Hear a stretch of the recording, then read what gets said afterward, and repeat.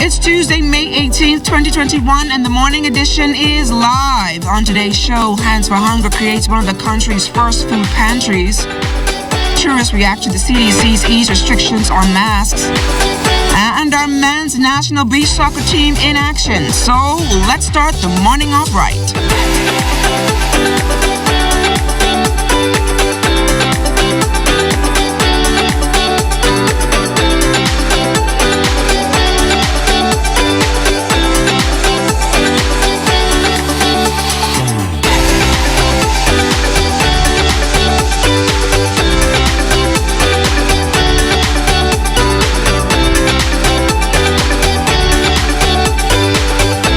Let a series of positive thoughts run through your mind. Good morning, everyone, and welcome to the morning edition. I'm LaDon Davis. Good morning, everybody. I'm Charles Fisher. What positive thoughts? I'm trying to keep it positive. Right? I'm going to try to see what positive thoughts I'm going to let run through my mind today. But then I had a good dream last night. I dreamed that I was still 18, and then I woke up. Reality kicked in when I looked into the bathroom mirror and saw all this gray hair on my face. But I did say, what, almost 60, I said this 50, fella look good for his 60, age. 50, 40, 35, 20. What's the age? 40? Just hitting 40. Hitting 40. I'll be 40 in another 10 years. Oh, wow. Oh, wow. How are you doing? I'm doing pretty good. I'm almost 40. I'm hitting there, like right there. I'm seeing you itching to ask me a question. What do you want to ask me this morning? Any stew kong? No stew kong, no stew kong, no stew fish. Because, you know, we can't, I mean, we really can't eat it, but I'm sure you're good at preparing it. I had to change my diet recently, so I'm not eating all that sweets and stuff in the morning anymore. Really? So I am not eating curry grits for breakfast. Curry goat. I'm not eating ice cream and rice and all that stuff, so I had to change. That's why you're losing your stomach? I had to change it. So I'm starting it. I want to put on my beach body this summer, because hopefully by then all this protocols and stuff will be lifted. So I want to just strut the beach this summer and just have you saying, "Wow, look at Fisher." Hey. But so you think that we need to come in and film that to see how that looks? Because that's gonna be a sight to see. I'm talking about beach body. Desmond, how are things out there on the streets this morning? Good morning.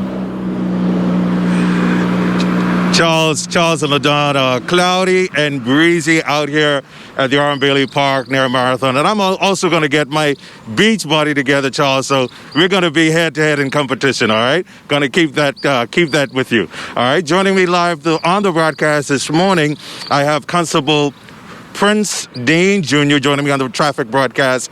There's some things that people need to be aware of who are in this immediate vicinity. Let's give some information to our motorists. Good morning, Bahamas. Over the 24-hour period, we have had a total of 7 traffic accidents, damage only. No persons were injured. However, we have 6 persons in hospital at this time, a reference to these traffic accidents. In this area, we have a moderate flow of traffic this morning. However, one of the traffic lights are out. That's the one on East Street and Robinson Road. We ask motorists to drive with extreme caution and care in that area, because now it becomes a 4-way stop because the traffic light isn't working. So you must yield to the other drivers in order to traverse through the streets of Nassau. Okay. All right, so very, very important information. If you're in this immediate vicinity, you're traveling in this area, very, very important that you be cautious and pay attention to those traffic stops. Very, very important. I have in my hand a very, very important device, and so many of us use this device while we're on the streets. It's very, very distracting at times, right?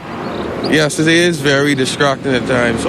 We have a lot of motorists who like to use their electronic communication device while operating their motor vehicle. That is an offense, and you can be fined and ticketed for it. What's the penalty? The penalty is a $500 fine. Now, it's up to the magistrate to give their part to say, well, they want to reduce the fine. I can't reduce it, but I'll give you the $500 fine because you must learn from your mistakes.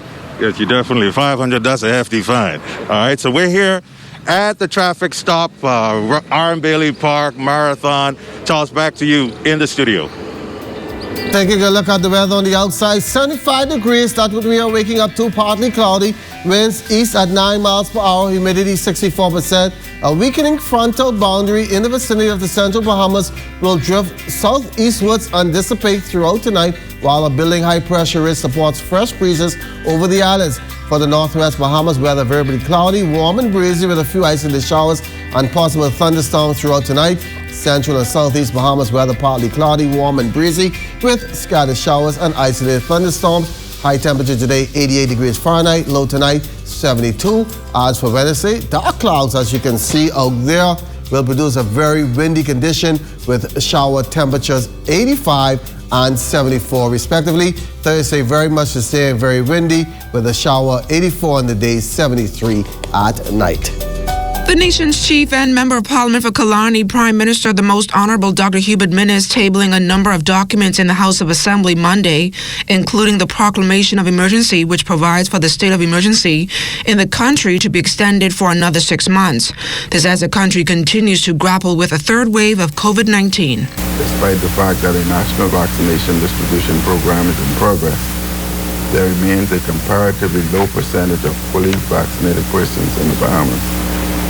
And whereas there is a third wave of infections on the islands of New Providence and Grand Bahama, which continue to cause illness and death in the Bahamas, and whereas, according to the scientific and medical advice, COVID-19 is likely to persist as a pandemic in the Bahamas for a foreseeable future, and whereas I am satisfied that the COVID-19 pandemic continues to persist in the Bahamas. Tourism and Aviation Minister, the Honourable Dionisio de Aguilar, among those getting their second dose of the COVID-19 vaccine on Monday. De Aguilar reiterated his appeal, particularly to tourism industry stakeholders, to get vaccinated as the country's economic recovery from the COVID-19 fallout depends on the country being fully inoculated. I encourage Bahamians to go out and get the vaccine. It has proven time and time again to protect you from getting so sick that you have to go to hospital and you may have an unfortunate outcome. And the most important part of getting vaccinated is that it reduces significantly your ability to spread the virus onto somebody else should you become infected. So those of you that are working in the hotel industry or working in the front line, God forbid you should get infected, you take it home, and there's someone in your home who isn't vaccinated, they could possibly have an unfortunate outcome, even though you may not get sick. So not only protect yourself, protect your family by getting vaccinated. COVID deaths are not letting up. Another one recorded in the Ministry of Health's latest release. A 56-year-old New Providence man who died on Saturday. That puts the country's death toll to 221. 8 cases remain in the intensive care unit with another 38 moderately ill. 41 new cases have also been reported, 15 males, 25 females, and 1 unknown. 28 of them are here in New Providence, 9 in Andros, 2 in Grand Bahama, 1 from the Berry Islands, and the location is still pending. 3 of the newly infected cases, all from New Providence residents, have a history of travel. There are 21 new recoveries, pushing that total over the 10,000 mark. 847 cases are active. The Bahamas Agricultural Health and Food Safety Authority advising against the sale of raw conch. This as a probe conch poisoning incidents that began several weeks ago. Once the authority's investigation is complete, recommendations regarding raw conch consumption will be made. In the meantime, consumers are strongly advised to only eat well-cooked conch heated at 100 degrees Celsius for more than 10 minutes. Pipe work spearheaded by the Water and Sewerage Corporation said to be progressing well in lots 1 and 2 over in Cat Island. Executive Chairman Adrian Gibson telling the media that Lot 1 extends from Wilson Bay to Bennett's Harbor, while Lot 2 includes New Bight, Dodds, Moosetown, and Old Bight settlements. He says work crews will continue to bring quality, potable water to Cat Islanders for the very first time. A possible student exchange program between the Bahamas and Brazil proposed during a recent courtesy call between Minister of Education, the Honorable Jeffrey Lloyd, and Brazil ambassadors to the Bahamas, His Excellency Claudio Lins at the ministry's headquarters. Ambassador Lins told education officials registration is now open at the Brazilian Federal University for Latin American integration for Latin American and Caribbean students. He also boasted of the many top-rated universities that could readily accept Bahamian students. Further, Brazil has set a goal of increasing its graduation rate from 50 to 85% by 2030. An informative discussion on culture and agriculture also took place. Officers and Marines of the Defense Forces Air Wing Department showing some community spirit to students of Gambia Primary. The team removed debris and old furniture from the premises, used a rental disposal bin to discard the unwanted supplies, and then cleaned the school's storage room. School Principal Dolores Forbes thanked the Defense Force for its continued assistance over the years. Team Bahamas opening up competition yesterday at the CONCACAF Beach Soccer Championships over there in Costa Rica, playing out of Group B. The first match was against Guatemala and giving up their first 2 goals, the 2-4-2 battle all the way back, and send this one into penalty kicks, all tied up at 3. The penalty shootout not kind to the Bahamas as they were outscored 3-1, suffering their first loss. Gary Joseph, Darren Benamy, and Kyle Williams were the goal scorers for the Bahamas. Up next today will be the Dominican Republic, who suffered an embarrassing 15-1 loss to El Salvador. And when we come back, Hands for Hunger talks about their new food pantry, so keep it locked.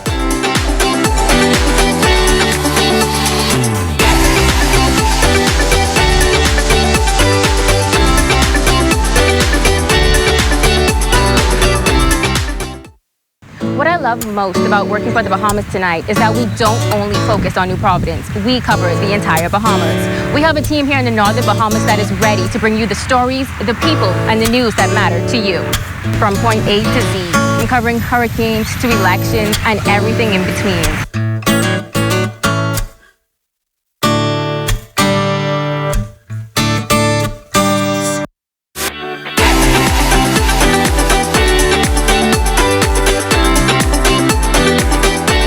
Hunger is committed to providing support to families in need through its programs and outreach initiatives. Recently, the organization partnered with Choice Pantry, where Bahamians can choose items on the inventory that can best serve their families.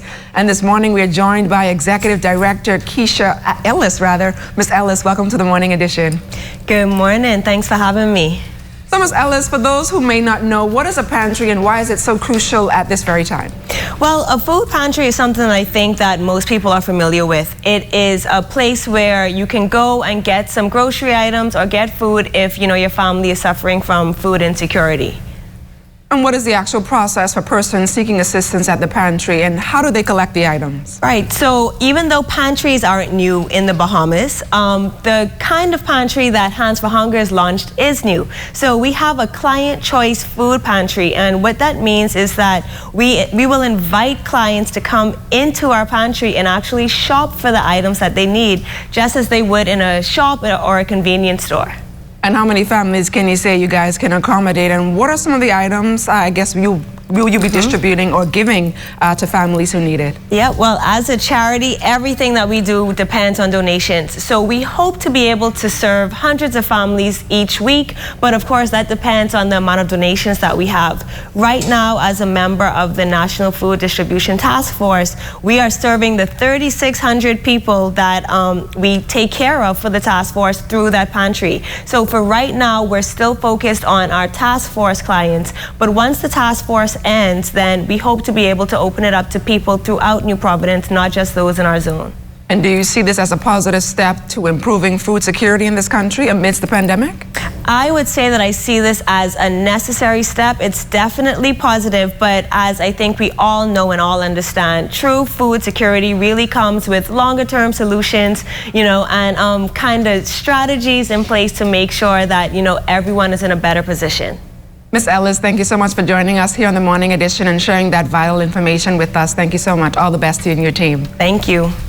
Late last month, the Centers for Disease Control and Prevention eased its guidelines on the wearing of masks outdoors, saying fully vaccinated Americans don't need to cover their faces anymore unless they are in a big crowd of strangers. The new guidance represents another careful step on the road back to normal from the coronavirus outbreak that has killed over 570,000 people in the United States. The change comes as more than half of U.S. adults have gotten at least one dose of the coronavirus vaccine, and more than a third have been fully vaccinated. Well, the morning team visited the Lynden Pinling International Airport recently and got some mixed reactions from visitors about this latest move. Yay! We're so happy. We can't wait to get our masks off so we can see with our glasses, and he just said how his glasses were fogging up, and it's going to be awesome not to have to wear our mask. I think that people who are fully vaccinated still should wear their masks because others aren't, and we want everybody to be safe, and we want to save the planet, and everybody has to do their part. I feel like if you're already vaccinated, what's the risk of you getting the virus? So why should I be wearing the mask that I'm wearing right now? So. Have you been fully vaccinated? Fully vaccinated. Which vaccine? Pfizer. And I'm happy. And you're happy? Yes. I'm thrilled to be vaccinated. I think it's a difficult one. I think that for a while we should still wear masks in public. You don't know who's vaccinated, who's not, and I think it's important. And as we head to the break, we take a look back at the day in Bahamian history. On May 18, 1965, the Ministry of Finance announced the introduction of the dollar currency. The new unit, to be valued at 7 shillings, was to be known as the Bahamian dollar. Also on May 18, 1973, the 700-member Bahamas Nurses Association was officially accepted into the membership of the International Council of Nurses.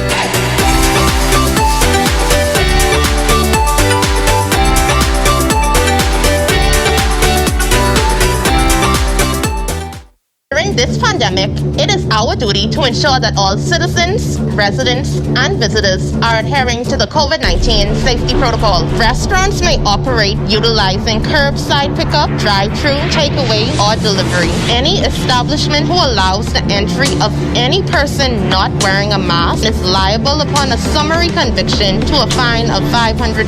I am Ambassador Ashanti Ruko of the COVID-19 Enforcement Unit. Save a life that may be your own. This message brought to you by the Ministry of National Security in conjunction with the Broadcasting Corporation of the Bahamas.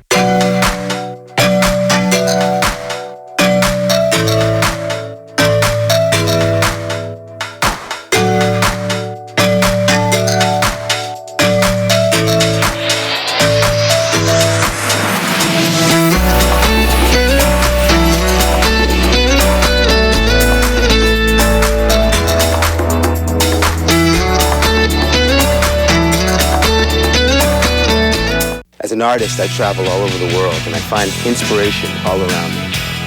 From the people, and especially the environment. I love the Bahamas with all its natural beauty. From Abaco in the north to Inagua in the south, and all the wonderful and colorful islands in between. But we must all do our part to keep the Bahamas healthy and clean, now and for the future generations. That's why I want you to find a little time to do your part. I'm doing my part because I care. Do you?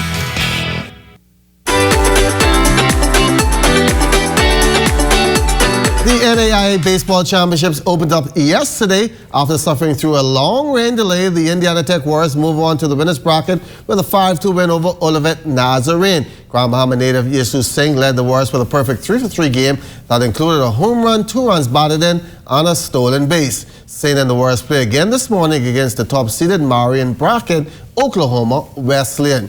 The news not as good for Bryan College Lions. They lost the opener 2-1 to Bill Georgia State. Eleuthera native Wade Weinberger drove in his team's only run. The Lions now play out of the losers bracket and must win their game today against Fisher College to keep their season alive.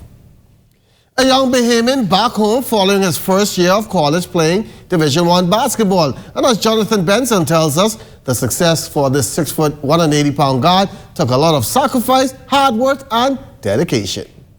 Gavin Clark left the Bahamas at the age of 13 in hopes of giving himself a better opportunity to play at a higher level. The former Kingsway Academy Saint went to live with a relative in Ohio and eventually enrolled at Euclid High School, where he spent 3 years before transferring to Cleveland Heights for his senior year. When I first got over there, I had nobody looking at me, so I was just like another regular kid playing basketball. But as my freshman year of high school come, I had picked up 7 interests in D1s, and most of them just stayed with me through my high school career, and I ended up going Division I, so that was a truly blessing. So. That blessing took Clark to the University of Akron, where he's just finished up his freshman year. My freshman year, it didn't go as I planned, but we all learn from it. Coming in as a freshman is hard. because you got people in front of you that's already knowing what they're doing and stuff. So coming in, learning all the defensive plays, the offense plays, all you can do is just stay focused and be ready for when it's your turn. How hard was it dealing with COVID? It was hard because it put a lot of stuff on hold because couldn't get gym access a lot, couldn't do team bonding and stuff. But everybody had individuals, so we had to get our work in how we normally get it in by ourselves. Standing in the gym, getting in when you can get in, not complaining. Just being able to maintain what you can do throughout the COVID year. What's your expectations now for your sophomore year? Our sophomore year is a bigger expectation because last year I didn't get to play as much, but we all go through those, But next year, I feel like I can be better, work out, keep getting stronger, prepare for the next level. Because of COVID, I know you guys are getting an extra year. Are you happy about that? Yeah, I'm definitely going to take that year back. That's a good blessing, learning that the year didn't count. So it's like I'm coming in brand new again, but just focus and knowing what to do now. One day, Clark hopes to play professional basketball, but to get there, he knows there's still more work to be done. I would love to go pro. I dream of going pro all my life. So one more step there, you just got to keep working. What my weakness is right now is, staying physically ready, being prepared throughout the COVID year, eating right, drinking right, working out and stuff. But everything, you got to work on everything. Everything can be improved. With no guarantee of playing pro, Clark is taking full advantage of being a true student athlete, knowing full well there's life after basketball. Grades always first. My dad always told me, without basketball, you got to have something to fall back on. So I'm going to get my degree first and then see where it goes from there. And after the break, we're in search of old school music that make you twist and turn.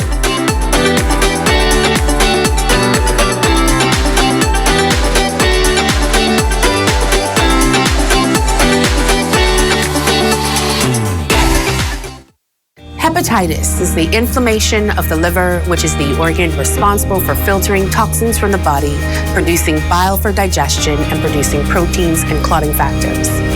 The most important cause of hepatitis worldwide is viruses, of which there are 5 main types: A, B, C, D, and E. Hepatitis B and C are major health challenges globally, affecting over 300 million persons worldwide. The suspicion of hepatitis may be a challenge as there are typically no symptoms. However, if infected, non-specific symptoms may include a decreased appetite, nausea, vague abdominal discomfort, jaundice or yellow eyes, and abnormal liver function tests. If not treated, hepatitis of any type can lead to cirrhosis and liver cancer, which leads to over 1 million deaths worldwide. If you suspect you may have been exposed to the virus that causes hepatitis, talk to your doctor today and get tested. This public service announcement is brought to you by the Public Hospitals Authority in conjunction with the Medical Association of the Bahamas and the Broadcasting Corporation of the Bahamas.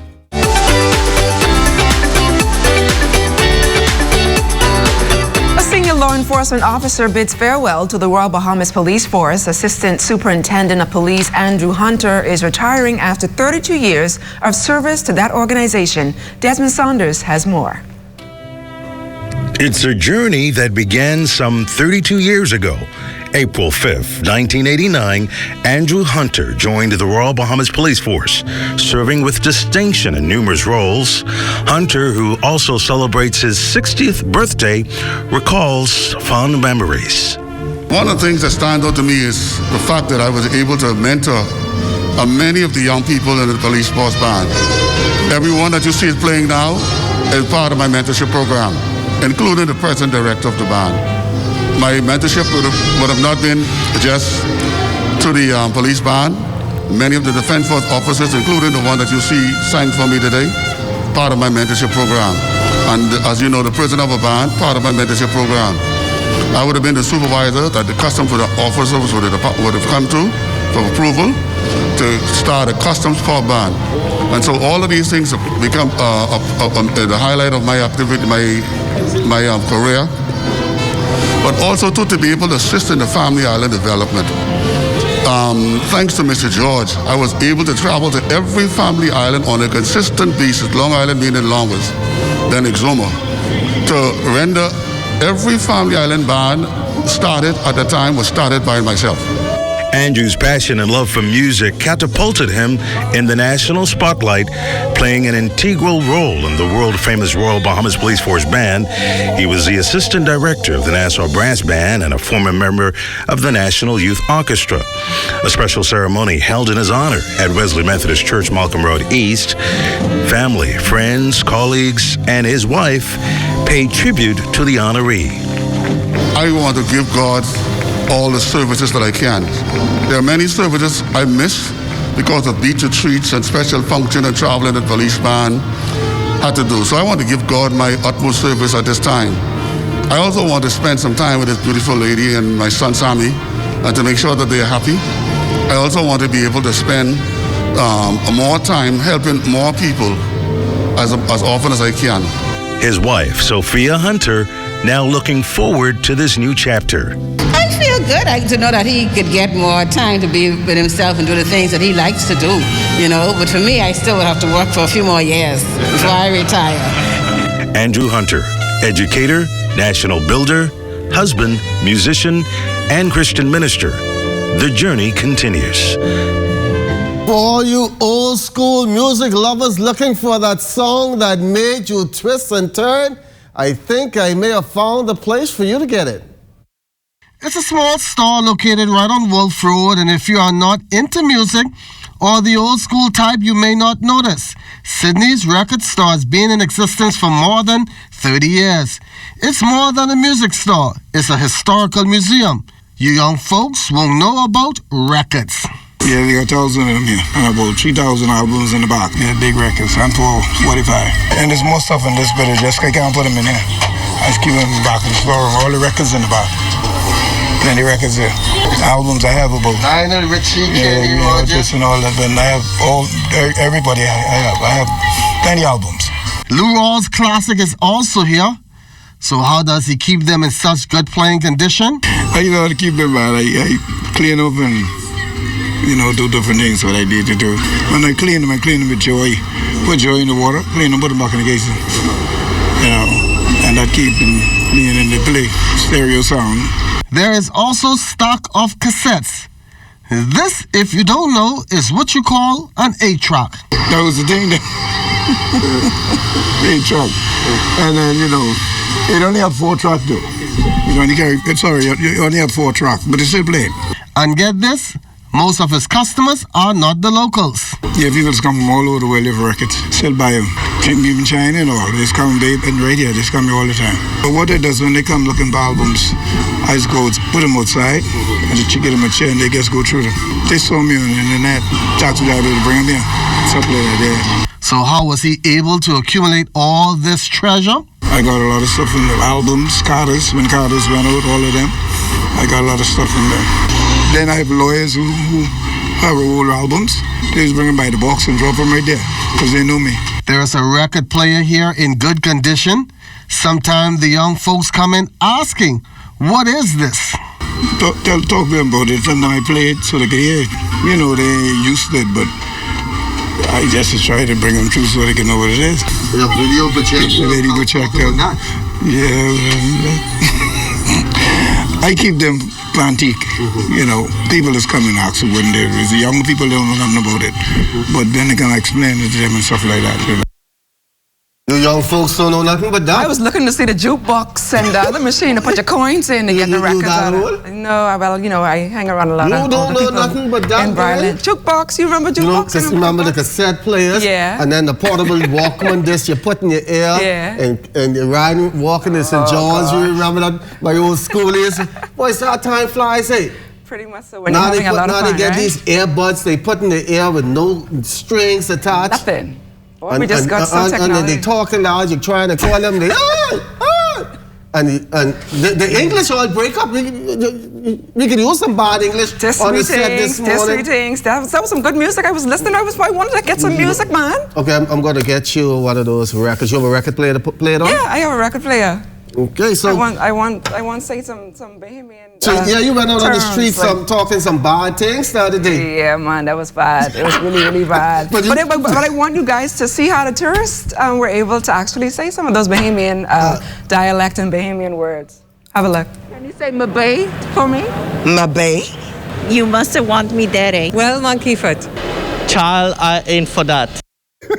That was pretty good. I mean, mind you, they did pretty good. I hope you have some more of that because I know people want to hear some more of that. Yeah, we have some more. We have a little bit more of that. So stay tuned. You may want to stay tuned to that, yeah. So let me hear it in your Bahamian dialect. Say this last part. Pearl paper.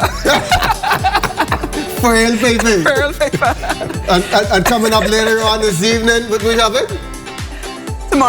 Tomorrow, we have some exciting things in store for tomorrow, so you may want to stay tuned for tomorrow's show. And be sure to stay tuned into the ZNS Network for news as it happens, TV and radio updates throughout the day. Then you can tune into the Northern Edition and the Bahamas tonight at 7 with Makush Lapinder. Well, I out of here. And that's a wrap for us this morning. Have a great morning, everyone. I am out of here.